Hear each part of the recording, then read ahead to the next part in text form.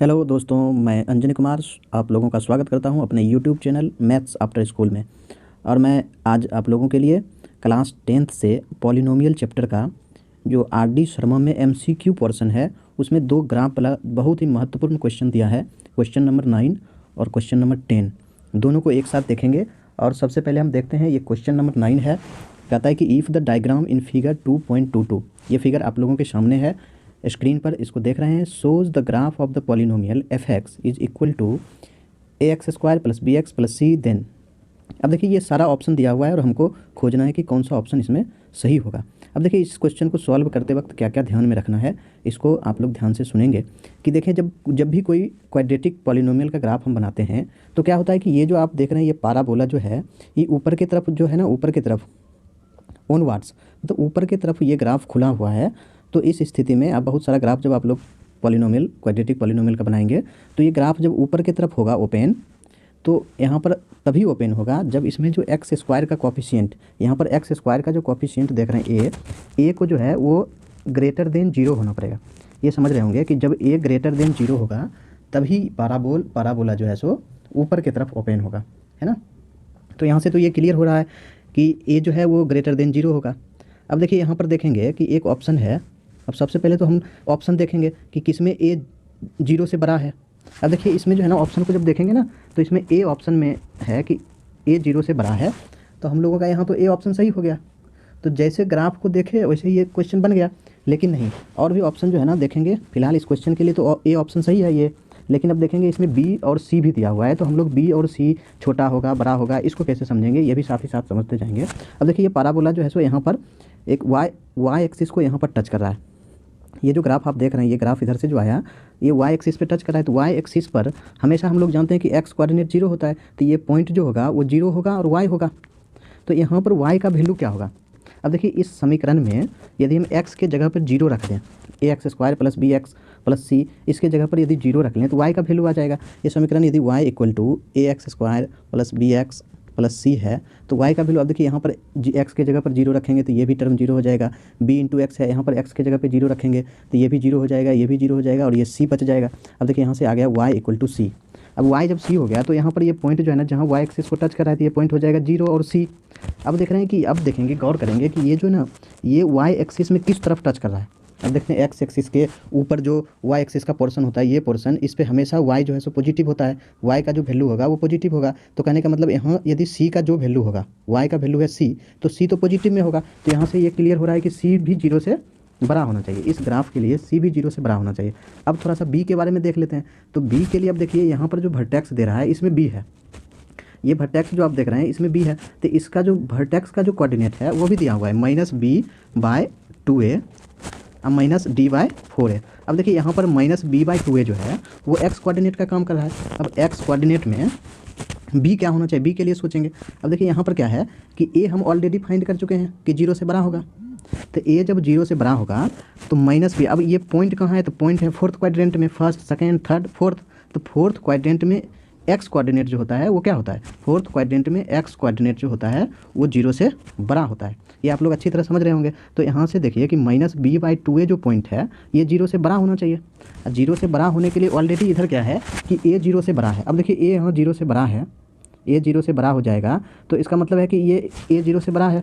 तो बी जो है ना, जब -b रहेगा इसको डिवाइड करेंगे तो 0 से बड़ा ये नहीं रहेगा, क्योंकि इसके साथ ऑलरेडी -b लगा हुआ है। अब है कि ए तो पॉजिटिव है ही, लेकिन ये पूरा को पॉजिटिव होने के लिए b को निगेटिव होना पड़ेगा। क्यों, आप कहोगे कि b क्यों निगेटिव होगा, तो ऑलरेडी इसके पास एक माइनस लगा हुआ है। तो b यदि पॉजिटिव में रहा, b ग्रेटर देन 0 रहा, तो इस पूरे का वैल्यू निगेटिव हो जाएगा। और इस पूरे का वैल्यू निगेटिव, इसका वैल्यू निगेटिव नहीं होना है। क्यों नहीं होना है, क्योंकि ये फोर्थ क्वाड्रेंट में है। अब फोर्थ क्वाड्रेंट में एक्स कोऑर्डिनेट कभी 0 से छोटा नहीं होना चाहिए। तो अब सवाल उठता है कि ये माइनस खत्म करना है, तो ये माइनस खत्म कैसे होगा। तो ये माइनस खत्म होगा जब b को 0 से छोटा कर देंगे। मतलब एक माइनस ऑलरेडी लगा हुआ है, b भी माइनस में आ जाएगा तो माइनस माइनस खत्म हो जाएगा और इस पूरे का वैल्यू 0 से बड़ा हो जाएगा। तो इस सवाल के लिए b को क्या होना पड़ेगा, b को 0 से छोटा होना पड़ेगा। अब देखिए ये ऑप्शन जो है ना, यहाँ पर दिख रहा है कि a 0 से बड़ा, ऑप्शन ए में देख रहे हैं कि a 0 से बड़ा है, b 0 से छोटा है और c 0 से बड़ा है। तो अभी हम लोग जो इसको निकाले हैं ये पूरा फुलफिल हो रहा है कहाँ, ऑप्शन ए में। तो क्वेश्चन नंबर 9 का आंसर हो जाएगा ऑप्शन ए। तो आशा है आप लोग को ये सॉल्यूशन अच्छी तरह से समझ में आया होगा। धन्यवाद। सेम इसी तरह का एक दूसरा क्वेश्चन भी 10 नंबर में है, आर.डी. शर्मा का ही MCQ पोर्शन का ये 10 नंबर सवाल है और ये भी ग्राफ वाला है, इसको भी देख लेते हैं हम लोग साथ ही साथ। अब देखिए इसमें क्या है कि इसमें खोजना है कौन सा ऑप्शन सही है। अब देखिए कि अब ये ग्राफ जो है ना, पिछले क्वेश्चन में देखे कि ग्राफ जो है ना ऊपर की तरफ ओपन हो रहा था, ऊपर की तरफ ओपन हो रहा था। तो क्या था कि जो हम लोग कह दिए कि ऊपर की तरफ ओपन हो रहा है तो ए जो है सो 0 से बड़ा होगा। ऐसा जो है ना बहुत सारा क्वाड्रेटिक पॉलिनोमियल का ग्राफ बनाया गया तो ऐसा पाया गया।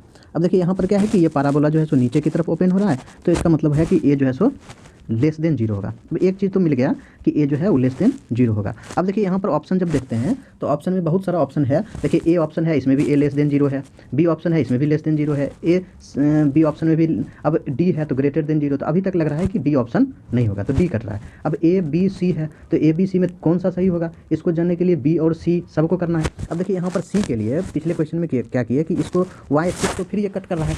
तो ये पॉइंट मान लीजिए एक्स है और वाई है, तो यहाँ से जब इस इक्वेशन में जब हम लोग x का वैल्यू फिर 0 रखेंगे, क्योंकि y एक्सिस पर x हमेशा 0 होता है, ये पॉइंट 0 हो जाएगा। तो यहाँ पर रखेंगे तो फिर ये क्या हो जाएगा, ये fx यदि y हो गया तो ये हो गया 0, यहाँ भी 0 और c हो गया, तो ये पॉइंट हो गया 0। ये पॉइंट जो देख रहे हैं जहाँ ग्राफ y एक्सिस को टच कर रहा है तो ये पॉइंट हो जाएगा 0c। अब देखिए 0c पॉइंट कहाँ है, तो x एक्सिस 0 से ऊपर है, तो 0 से ऊपर जो भी y एक्सिस पे पॉइंट होगा उसमें y कोऑर्डिनेट 0 से बड़ा होगा, पॉजिटिव होगा। तो यहाँ से ये क्लियर हो रहा है कि सी जो है ना 0 से बड़ा होना चाहिए। अब देखिए 2 क्लियर हो गया, ए 0 से छोटा होना चाहिए, सी 0 से बड़ा होना चाहिए। अब देखिए सी 0 से बड़ा होना चाहिए। अब ऑप्शन ए में देखिए कि सी भी 0 से बड़ा है, ए 0 से छोटा है। ऑप्शन बी में देखिए कि ए 0 से छोटा है, सी 0 से बड़ा है। तो अब देखिए कि यहाँ से जो है ना सी छोटा है किसमें, सी में, तो सी ऑप्शन कट गया। अब सी सही नहीं होगा क्योंकि हमको सी 0 से बड़ा मिल गया और यहाँ पर दिखा रहा है कि सी 0 से छोटा है, तो 2 ऑप्शन तो कट गया। अब बचा ए और बी, तो ए और बी में कौन सा सही होगा, इसके लिए तो बी को चेक करना पड़ेगा। अब देखिए कि यहाँ जो पाराबोला है उसका वर्टेक्स, ये वर्टेक्स जो देख रहे हैं वो कहाँ है, तो सेकेंड क्वाड्रेंट में है। और सेकेंड क्वाड्रेंट में क्या होता है कि -b/2 है। सेकेंड क्वाड्रेंट में एक्स कोऑर्डिनेट जो होता है उसको क्या होना पड़ता है, 0 से छोटा होना पड़ता है।